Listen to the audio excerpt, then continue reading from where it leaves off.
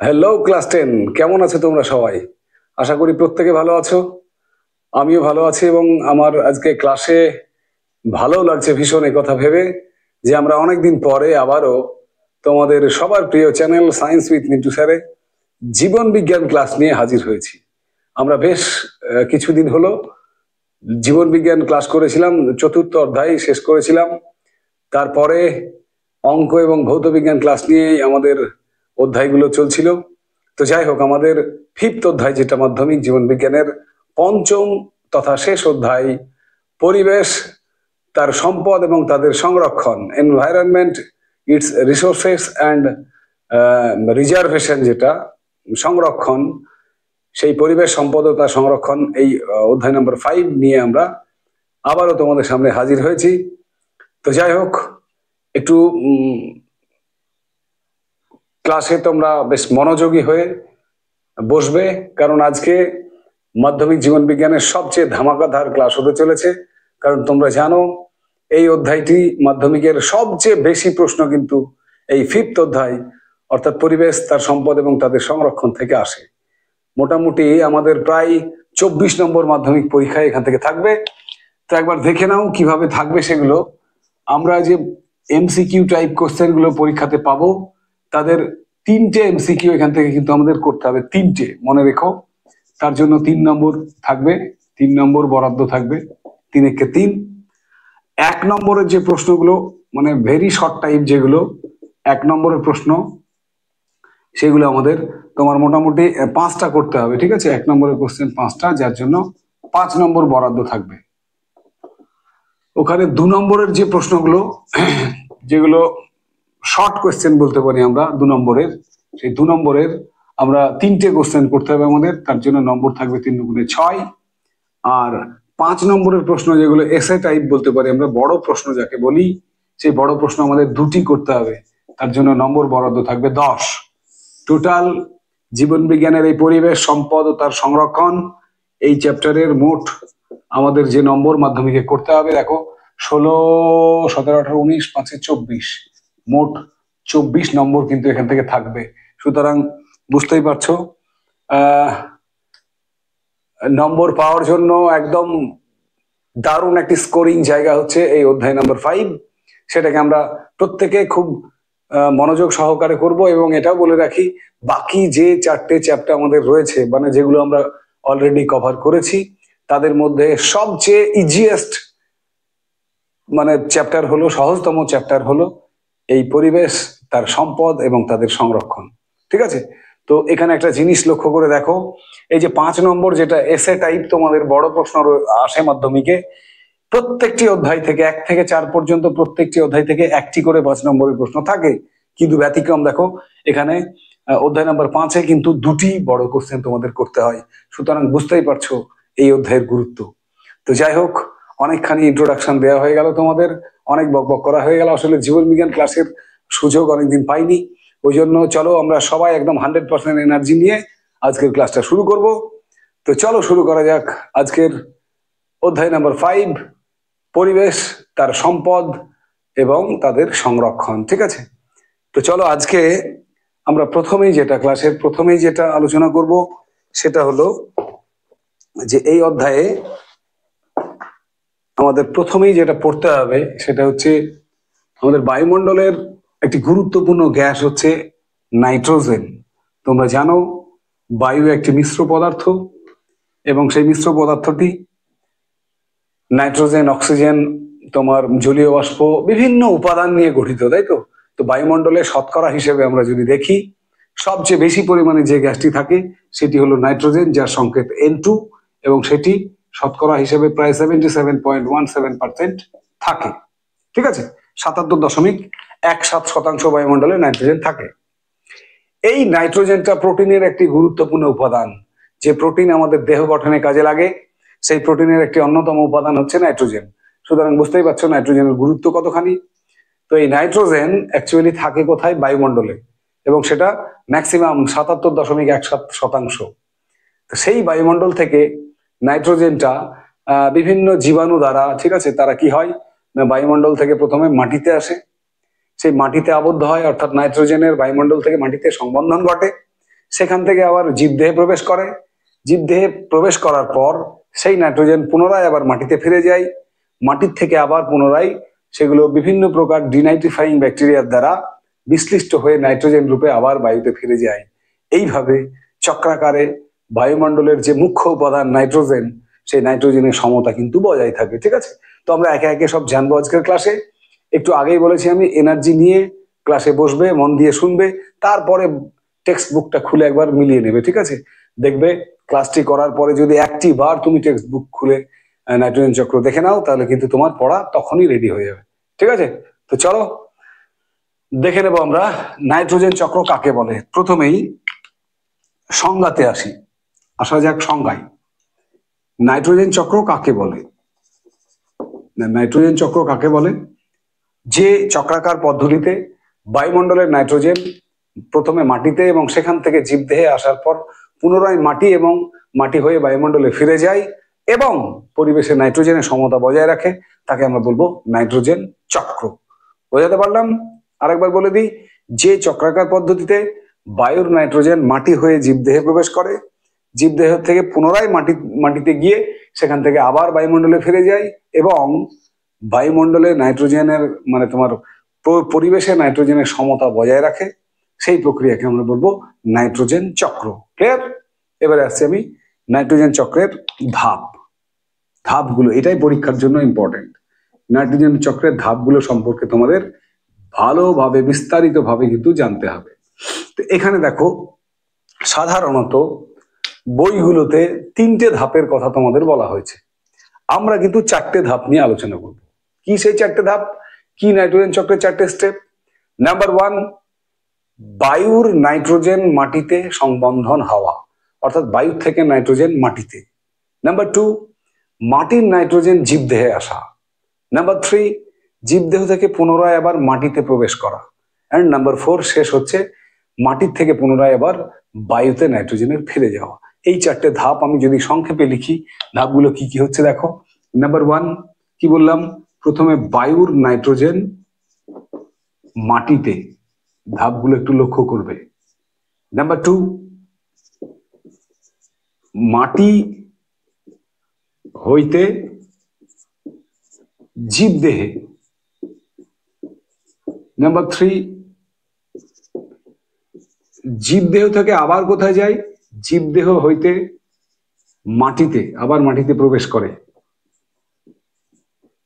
And number 4, মাটির থেকে এবার চলে যায় কোথায়? জীবদেহে।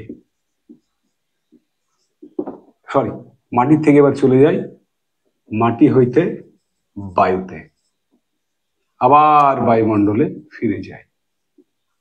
এই হচ্ছে আমাদের নাইট্রোজেন চক্রের 4টে ধাপ। খুব মনোযোগ সহকারে দেখে নাও। 1 নম্বর কি বললাম আমি? বায়ুর নাইট্রোজেন প্রথমে মাটিতে আসে। 2 নম্বর মাটি থেকে জীবদেহে। 3 নম্বর জীবদেহ থেকে মাটিতে। 4 নম্বর মাটির থেকে বায়ুতে। ঠিক আছে, ভালো করে বুঝে নাও স্টেপগুলো।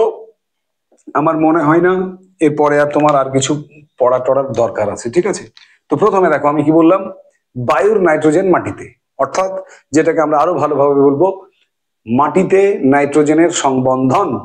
তো নাইট্রোজেনের সংবন্ধন কাকে বলে?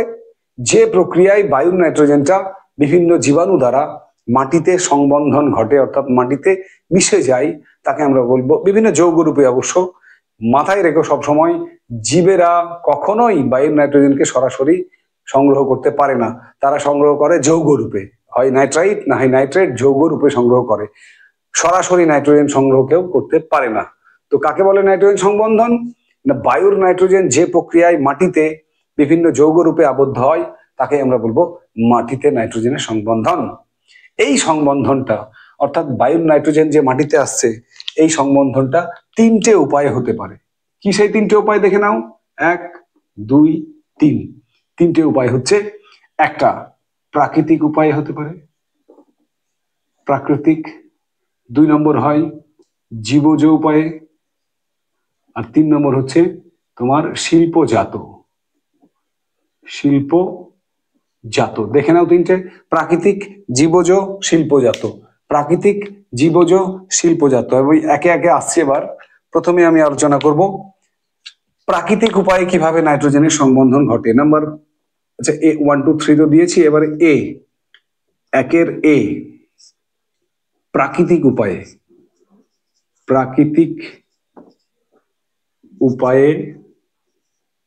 সংবন্ধন, প্রাকৃতিক উপায়ে নাইট্রোজেনের সংবন্ধন সেটা কিভাবে ঘটে দেখে নাও। এখানে বায়ুতে যে নাইট্রোজেন আছে এবং অক্সিজেন আছে, এই নাইট্রোজেন গ্যাস সাধারণত সাধারণ উষ্ণতায় অক্সিজেনের সঙ্গে বিক্রিয়া করে না, কিন্তু যখন বজ্রপাত হয়, প্রচন্ড উত্তাপের সৃষ্টি হয়, তখন বাতাসের নাইট্রোজেন এবং অক্সিজেন পরস্পর যুক্ত হয়ে নাইট্রিক অক্সাইড গঠন করে। তাহলে বিদ্যুৎ স্ফুরণের সময় বা বজ্রপাতের সময় কি তৈরি হলো?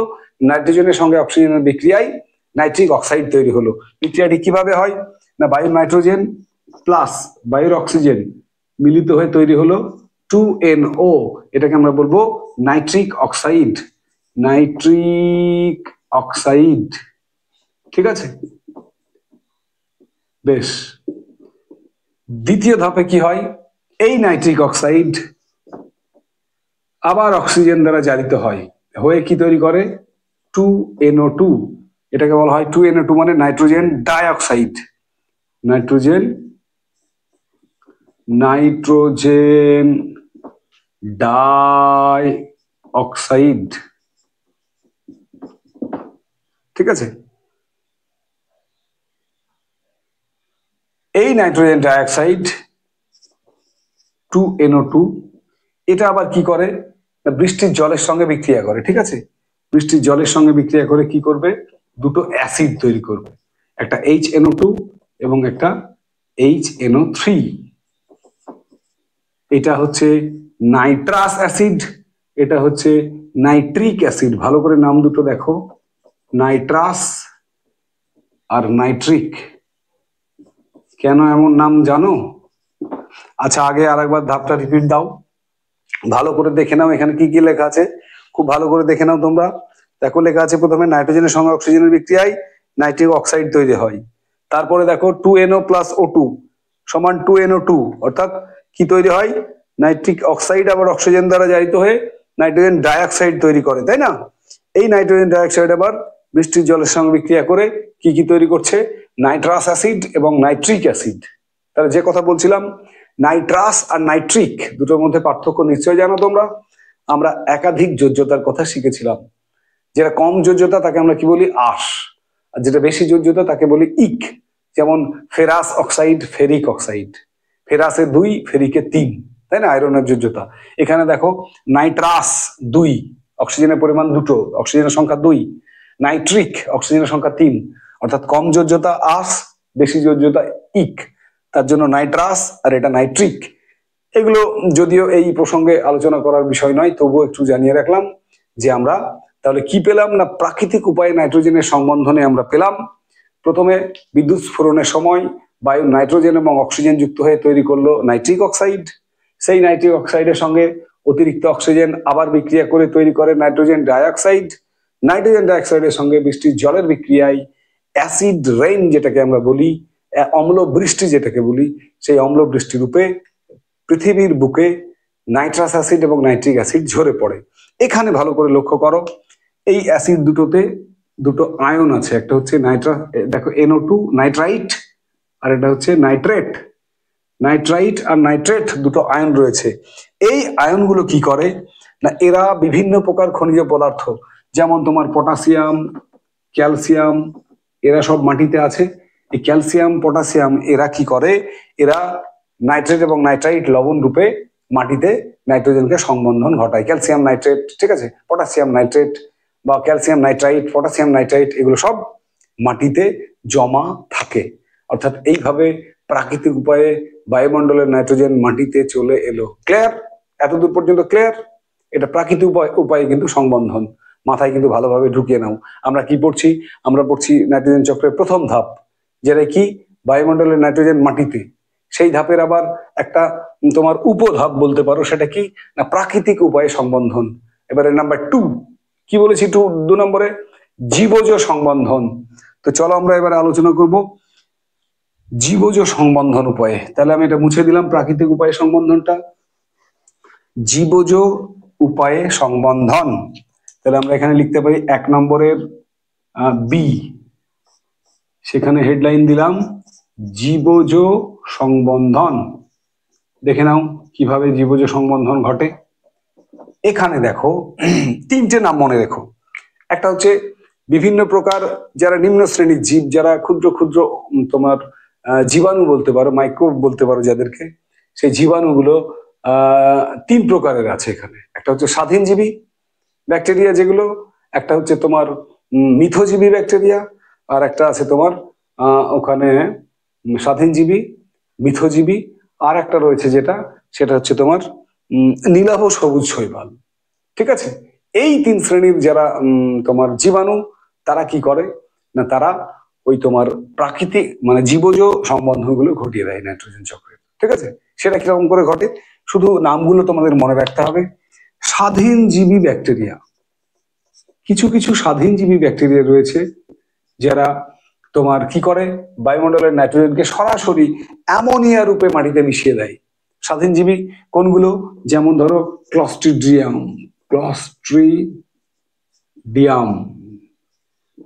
আর কোনগুলো অ্যাজোটোব্যাক্টর,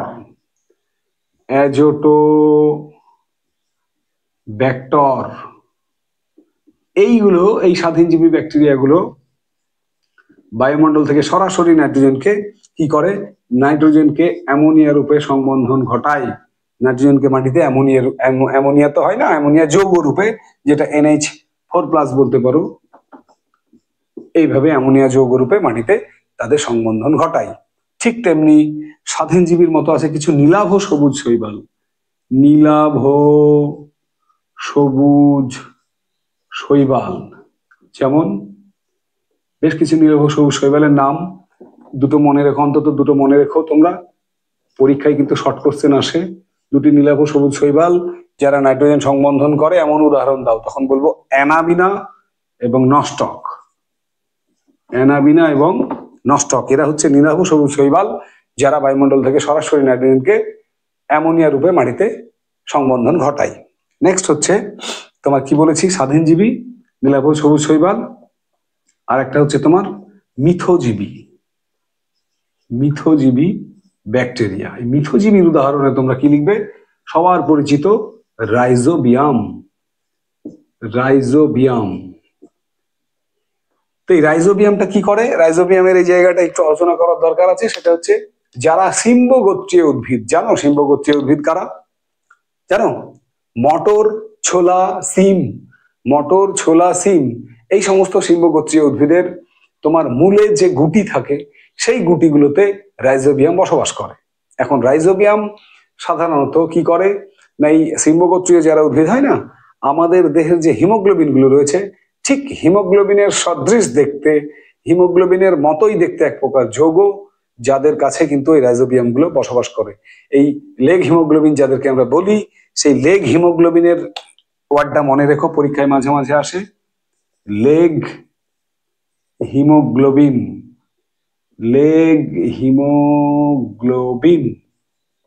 এটা কোথায় দেখা যায়? লেগ মানে আমরা জানি পা, তাহলে গাছের পা মানে কোনটা? মূল। সেই মূলের কোথায় গুটিগুলোতে লেগ হিমোগ্লোবিন থাকে, আর যে জন্যই কিন্তু তার পাশে রাইজোবিয়াম গুলো থাকে। ঠিক আছে, তো যাই হোক, আমরা এই 3 ধরনের যারা জীবজ সংবন্ধনের 3 ধরনের যারা জীব, বিশেষ করে মাইক্রোব যারা, অর্থাৎ যারা তোমার বলতে পারো জীবাণু, সেই 3 ধরনের জীবাণু যারা নাইট্রোজেনকে সংবন্ধন ঘটায়, তাদের অন্তত 2টো করে নাম আমরা মনে রাখবো। স্বাধীনজীবী ব্যাকটেরিয়া 2টোর নাম কি বললাম এখানে, ক্লস্ট্রিডিয়াম এবং অ্যাজোটোব্যাক্টর। তোমার মিথজীবী যদি আসে তাহলে রাইজোবিয়াম, আর যদি নীলাভ সবুজ শৈবালের নাম জিজ্ঞেস করে তাহলে অ্যানাবিনা, নস্টক। এরা প্রত্যেকে কি করে, এরা প্রত্যেকে কিন্তু বায়ুমণ্ডল থেকে নাইট্রোজেনকে মাটিতে অ্যামোনিয়া বা অ্যামোনিয়াম যৌগ রূপে সংবন্ধন ঘটায়। ক্লিয়ার? তাহলে আমরা পড়ছি বায়ুর নাইট্রোজেন মাটিতে 2টো উপায়ে বায়ুর থেকে নাইট্রোজেনকে মাটিতে নিয়ে আসলাম। একটা হচ্ছে প্রাকৃতিক উপায়ে, একটা হচ্ছে জীবজ উপায়ে। এবার নেক্সট হচ্ছে এবং লাস্ট হচ্ছে যেটা নাইট্রোজেন সংবন্ধনের লাস্ট পয়েন্ট, সেটা হচ্ছে শিল্পজাত। দেখো এখানে লেখা আছে শিল্পজাত। তো শিল্পজাতর এই পয়েন্টটা ব্যাখ্যা করার সময় আমরা কি বলবো না, 1 নম্বরের সি, শিল্পজাত। জাত, এইটা একটু শুনে নাও। শিল্পজাত বলতে এখানে ওরা বলতে চাইছে যে যে সমস্ত সারগুলো আমরা ব্যবহার করি, বিশেষ করে চাষি ভাইরা ফসল উৎপাদনের জন্য যে সমস্ত সারগুলো ব্যবহার করেন, যেমন তোমরা জানো ইউরিয়া। ইউরিয়া কি? CO NH2 ঠিক আছে। আবার অ্যামোনিয়াম সালফেট NH4 এই সমস্ত সারগুলো, ইউরিয়া, অ্যামোনিয়াম সালফেট, এগুলো সব হচ্ছে নাইট্রোজেন যুক্ত সার, এবং এগুলো সরাসরি মাটিতে প্রয়োগের ফলে কি হয় না, মাটিতে নাইট্রোজেনের পরিমাণ বৃদ্ধি পায়। তাহলে শিল্পজাত বললে আমরা এগুলোই বলবো যে শিল্পজাত যে সমস্ত নাইট্রোজেন যুক্ত সারগুলো রয়েছে, অ্যামোনিয়াম সালফেট, ইউরিয়া, এগুলো মাটিতে প্রয়োগের ফলে মাটিতে সরাসরি নাইট্রোজেনের পরিমাণ বৃদ্ধি পায়। ঠিক আছে, এইগুলো হচ্ছে তোমার শিল্পজাত বায়ুর নাইট্রোজেন মাটিতে সংবন্ধন। তাহলে আমরা কি পেলাম? নাইট্রোজেন চক্রের প্রথম ধাপ বায়ুর নাইট্রোজেন মাটিতে, অর্থাৎ যেটাকে কিনা আমরা বলি নাইট্রোজেনের সংবন্ধন। সেই নাইট্রোজেনের সংবন্ধনের তিনটে ভাগ, একটা হচ্ছে প্রাকৃতিক উপায়ে, একটা হচ্ছে তোমার নেক্সট হচ্ছে জীবজ উপায়ে, এবং 3 নম্বর আমরা বললাম শিল্পজাত উপায়ে। প্রাকৃতিক উপায়ে কি হয় না, প্রাকৃতিক উপায়ে যে বায়ুর নাইট্রোজেন এবং অক্সিজেন বিদ্যুৎ স্ফুরণের সময় নাইট্রিক অক্সাইড তৈরি করে, সেখান থেকে নাইট্রিক অক্সাইড আবার অক্সিজেন দ্বারা জারিত হয়ে নাইট্রোজেন ডাইঅক্সাইড তৈরি করে। সেই নাইট্রোজেন ডাইঅক্সাইড বৃষ্টির জলের সঙ্গে বিক্রিয়া করে অম্ল বৃষ্টির উপর পৃথিবীর বুকে ছড়ে পড়ে। যেখানে দুটো অম্ল তৈরি হয়, একটা নাইট্রাস অ্যাসিড, একটা নাইট্রিক অ্যাসিড। দুটো অম্লের যে দুটো তোমরা মূলক রয়েছে, একটা একটা একটা নাইট্রাইট রয়েছে, একটা নাইট্রেট রয়েছে, এই মূলক দুটো মাটিতে নাইট্রেট এবং নাইট্রাইট যৌগ রূপে নাইট্রোজেনের পরিমাণকে বৃদ্ধি করে। এটা ছিল প্রাকৃতিক। নাম্বার 2 বলেছি জীবজ নাইট্রোজেনের সংবন্ধন। তো 3 প্রকার ব্যাকটেরিয়ার নাম আমরা বলেছিলাম, একটা স্বাধীনজীবী ব্যাকটেরিয়া, একটা হচ্ছে মিথজীবী ব্যাকটেরিয়া, আর একটা হচ্ছে নীলাভ সবুজ শৈবাল। স্বাধীনজীবী ব্যাকটেরিয়ার মধ্যে আমরা বলেছি ক্লস্ট্রিডিয়াম, অ্যাজোটোব্যাক্টরের নাম। মিথজীবী বলতে রাইজোবিয়াম, যেগুলো শিম্বগোত্রীয় উদ্ভিদের মূলে বসবাস করে। আর নীলাভ সবুজ শৈবাল, যেটা তার দুটো উদাহরণ আমরা বলেছিলাম, অ্যানাবিনা, নস্টক। এরা প্রত্যেকে কি করে, বায়ুমণ্ডল থেকে নাইট্রোজেনকে অ্যামোনিয়াম লবণ রূপে মাটিতে মিশিয়ে দেয়। এবং মনে রেখো, এরা কিন্তু প্রথমে নিজেদের দেহে নাইট্রোজেনকে সংবন্ধন ঘটায়, এবং তাদের মৃত্যুর পর সেখান থেকে মাটিতে নাইট্রোজেন অ্যামোনিয়া রূপে সংবন্ধন ঘটে। ক্লিয়ার? বায়ুর নাইট্রোজেন মাটিতে চলে এলো। দেখো, বায়ুর নাইট্রোজেন কোথায় এলো? মাটিতে। মাথায় রেখো কিন্তু, বায়ুর নাইট্রোজেন এখন রয়েছে কোথায়? মাটিতে। নেক্সট কি বলছে? মাটি হইতে জীবদেহ। এই মাটি হইতে জীবদেহে কিভাবে যায় না, দেখো এই পয়েন্টের যদি ব্যাখ্যা আমরা করি, 2 নম্বর পয়েন্ট আমরা আলোচনা করছি। 2 নম্বর পয়েন্ট, মাটির থেকে আমি অ্যারো চিহ্ন দিয়ে বুঝিয়ে দিলাম জীবদেহ কেমন করে আসে। এটা খুব ছোট্ট পয়েন্ট। এখানে আমরা বলবো যে মাটিতে যে নাইট্রোজেনের লবণগুলো থাকে, সেগুলোকে প্রথমে উদ্ভিদেরা শোষণ করে নেয়, খাদ্য তৈরি করার সময় শোষণ করে নেয়। আমরা জানি যে রসের উৎস আমরা পড়েছি, সেখানে দেখেছি রস কথার অর্থ হচ্ছে স্যাপ মানে রস, আর সেই রস মানে জল এবং জলে দ্রবীভূত খনিজ লবণ। জল এবং জলে দ্রবীভূত খনিজ লবণ, এই খনিজ লবণ বলতেই কিন্তু এই যে তোমার নাইট্রেট বা নাইট্রাইট লবণগুলো আছে মাটিতে, সেই নাইট্রেট বা নাইট্রাইট লবণগুলোকে উদ্ভিদ শোষণ করে নেয়। উদ্ভিদকে আবার, এবং উদ্ভিদের যেটুকু নাইট্রোজেনের দরকার সে চাহিদা মেটায়। এই উদ্ভিদকে আবার প্রাণীরা খাদ্য হিসেবে ভক্ষণ করে তাদের যে নাইট্রোজেনের চাহিদা তার যোগান কিন্তু দেয়। তাহলে আমরা কিভাবে জীবদেহে পেলাম নাইট্রোজেনকে?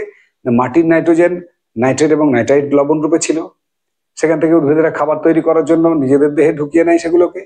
সেই উদ্ভিদকে প্রাণীরা আবার বা জীবেরা ভক্ষণ করে, তখন সেখান থেকে কি হয়, উদ্ভিদ থেকে জীবদেহে মানে প্রাণী দেহে সেই নাইট্রোজেন গুলো চলে আসে। এইভাবে মাটির নাইট্রোজেন প্রথমে উদ্ভিদ দেহে, আর উদ্ভিদ দেহের নাইট্রোজেন খাদ্য খাদক সম্পর্কে প্রাণীদের দেহে ছড়িয়ে পড়ে। ঠিক আছে, তাহলে কোথায় এলো? মাটিতে ছিল নাইট্রোজেন, এবার কোথায় এলো? জীবদেহে।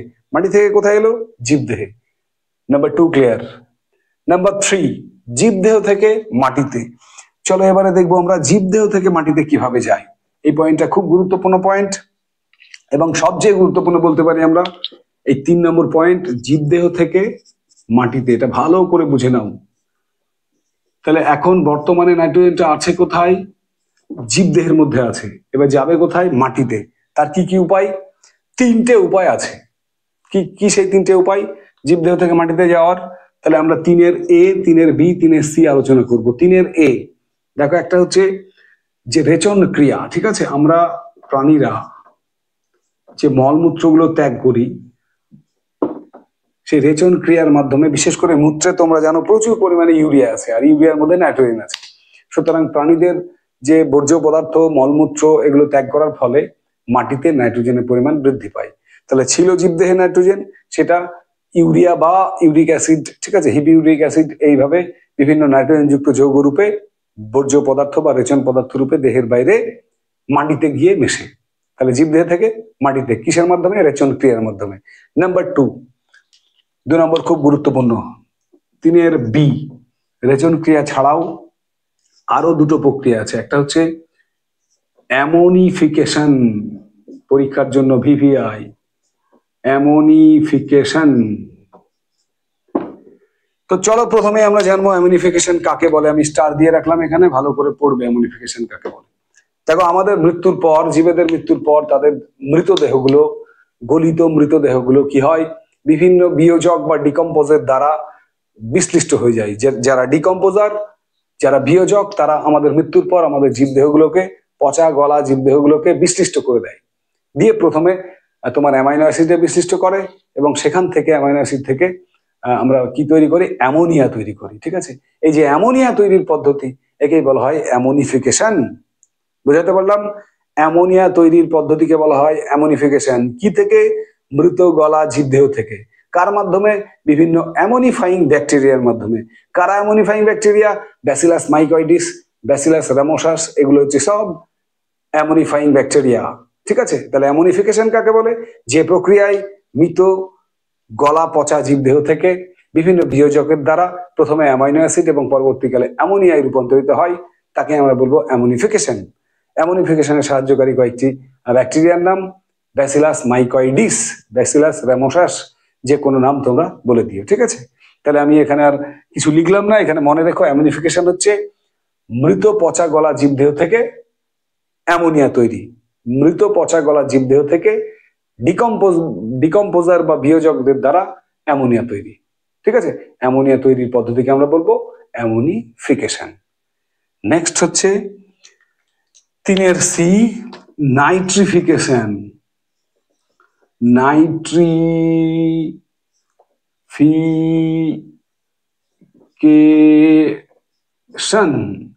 নাইট্রিফিকেশন কাকে বলে?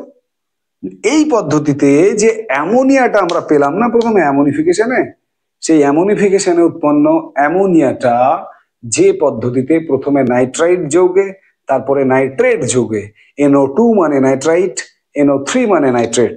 তাহলে এখানে কি হলো দেখো, অ্যামোনিফিকেশনে আমরা এখানে লিখব, অ্যামোনিফিকেশনের বেলায় আমরা লিখব মৃত, অ্যামোনিফিকেশন লিখছি মৃত জীবদেহ থেকে তৈরি হলো অ্যামোনিয়া। এবারে নাইট্রিফিকেশনের বেলায় আমরা লিখব অ্যামোনিয়া থেকে তৈরি হবে নাইট্রাইট, NO2, আর NO2 থেকে পরবর্তী ধাপে তৈরি হবে নাইট্রেট। এটা হচ্ছে নাইট্রাইট, নাইট্রাইট যৌগ, আর এটা হচ্ছে নাইট্রেট যৌগ। ব্যাস, তাহলে যে প্রক্রিয়ায় অ্যামোনিয়া থেকে প্রথমে নাইট্রাইট এবং তার পরের ধাপে নাইট্রেট যৌগ উৎপন্ন হয়, তাকে আমরা বলবো নাইট্রিফিকেশন। নাইট্রেট যৌগ উৎপন্ন করার পদ্ধতিকে বলা হয় নাইট্রিফিকেশন। ঠিক আছে, এই নাইট্রিফিকেশনে সাহায্যকারী বিভিন্ন ব্যাকটেরিয়ার নাম তোমাদের জানতে হবে। সেগুলো হচ্ছে তোমার বিভিন্ন প্রকার নাইট্রোসোমোনাস, নাইট্রোব্যাক্টর, এগুলো সব নাইট্রোসোমোনাস, নাইট্রোব্যাক্টর, এগুলো নাইট্রিফিকেশনে সাহায্যকারী ব্যাকটেরিয়া। তাহলে আমরা কি পড়ছি না, জীবদেহ থেকে মাটিতে নাইট্রোজেন কিভাবে চলে যায়। আমাদের জীবদেহে ছিল, সেই নাইট্রোজেনটা মাটিতে যাচ্ছে, জীবদেহ থেকে মাটিতে যাচ্ছে। কিভাবে যাচ্ছে? 3টে পদ্ধতিতে। একটা পদ্ধতি কি বললাম? একটা পদ্ধতি হচ্ছে জীবেদের রেচন ক্রিয়ার মাধ্যমে। হ্যাঁ, 2 নম্বর পদ্ধতি কি বললাম? 2 নম্বর পদ্ধতি হচ্ছে অ্যামোনিফিকেশনের মাধ্যমে। 3 নম্বর পদ্ধতি নাইট্রিফিকেশনের মাধ্যমে। তাহলে রেচন ক্রিয়া, অ্যামোনিফিকেশন, নাইট্রিফিকেশন। অ্যামোনিফিকেশন কাকে বলে? যে প্রক্রিয়ায় জীবদের মৃত্যুর পর তাদের পচা গলা জীবদেহ থেকে ডিকম্পোজারদের দ্বারা প্রথমে অ্যামাইনো অ্যাসিড এবং পরে অ্যামোনিয়ায় রূপান্তরিত হয়, তাকে আমরা বলবো না অ্যামোনিফিকেশন। এবং অ্যামোনিফিকেশনের সাহায্যকারী একটি ব্যাকটেরিয়া হচ্ছে ব্যাসিলাস মাইকয়েডিস। নেক্সট আমরা কি বললাম? নাইট্রিফিকেশন। নাইট্রিফিকেশন কাকে বলে?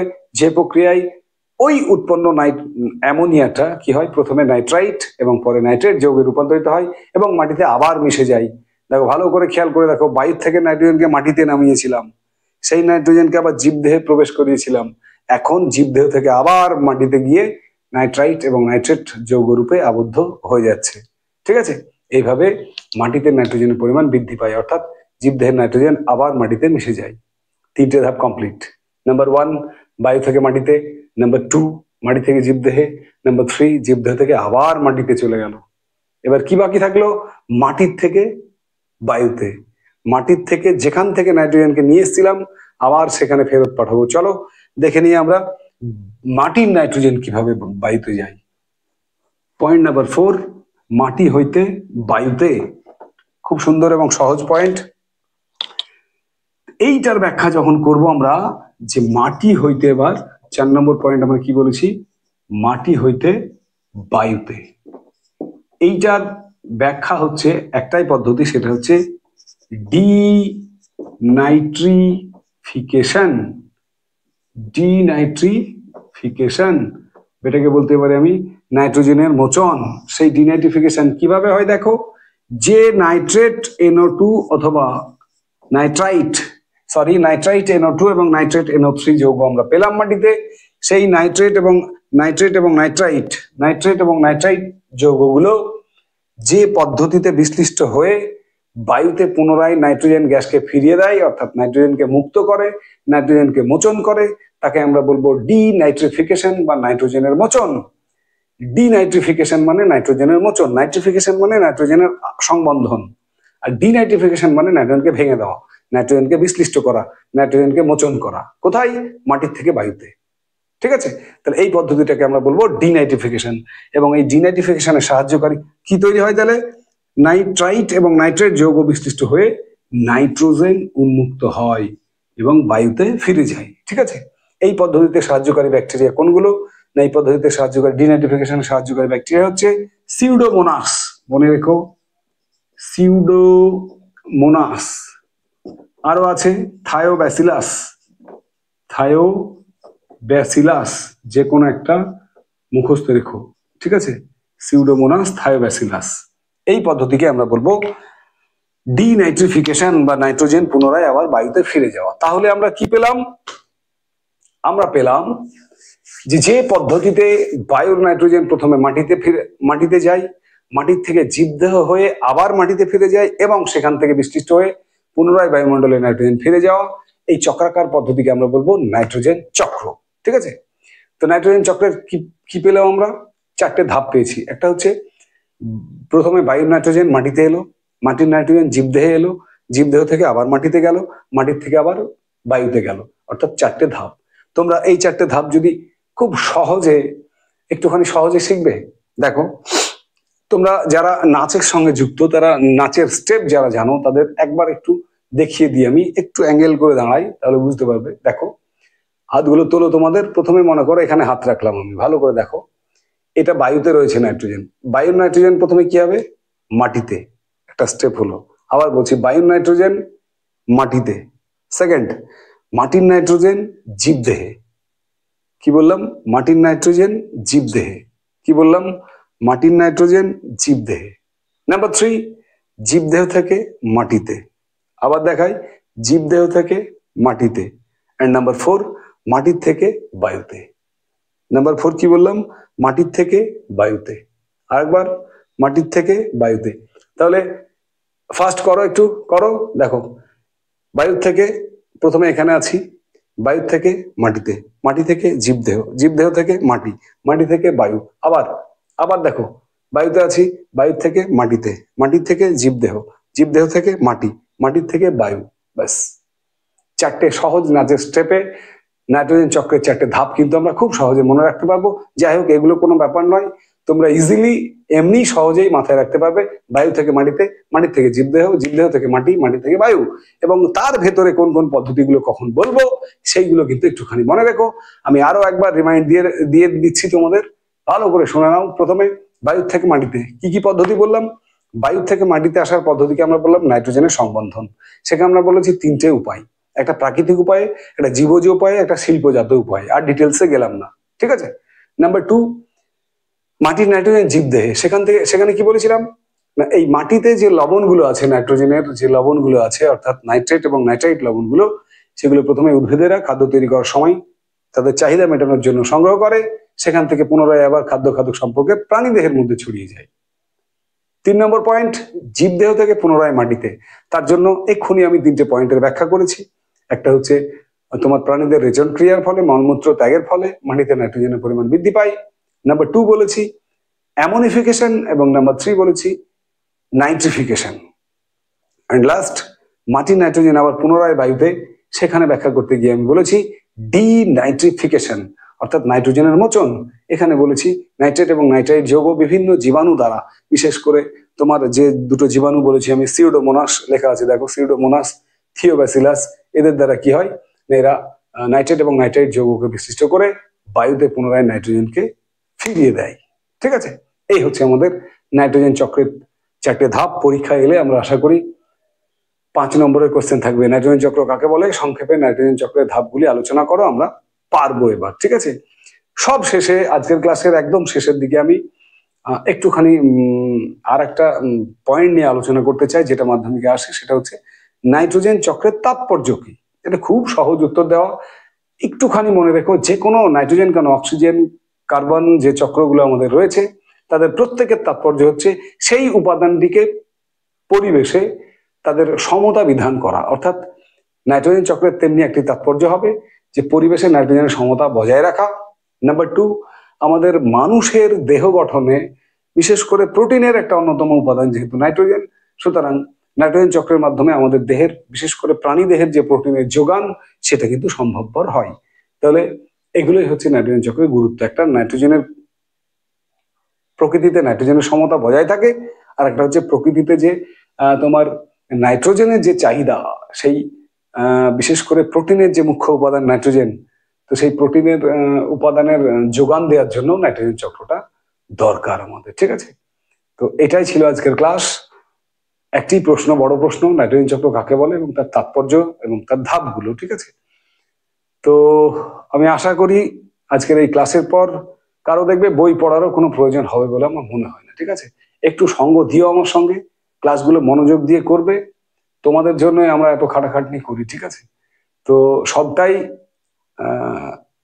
কাজে লাগবে যদি তোমরা পরীক্ষায় ভালো রেজাল্ট করো। তো চলো, আবারও অপেক্ষা করো কিছুদিন, নেক্সট একদিন পরে আবার পার্ট 2 নিয়ে চলে আসবো আমি, পরিবেশ, তার সম্পদ এবং তাদের সংরক্ষণ। ঠিক আছে, environment, its resources and their reservation, সংরক্ষণ, এই চ্যাপ্টারের পার্ট 2 ক্লাস নিয়ে খুব শীঘ্রই আবারও তোমাদের সামনে আমি ফিরে আসছি। ততক্ষণ পর্যন্ত অপেক্ষা করো তোমাদের সবার প্রিয় চ্যানেল সায়েন্স উইথ মিঠু স্যারের জন্য। ততক্ষণ সুস্থ থেকো, ভালো থেকো, এবং জয় হিন্দ, বন্দে মাতরম, টাটা।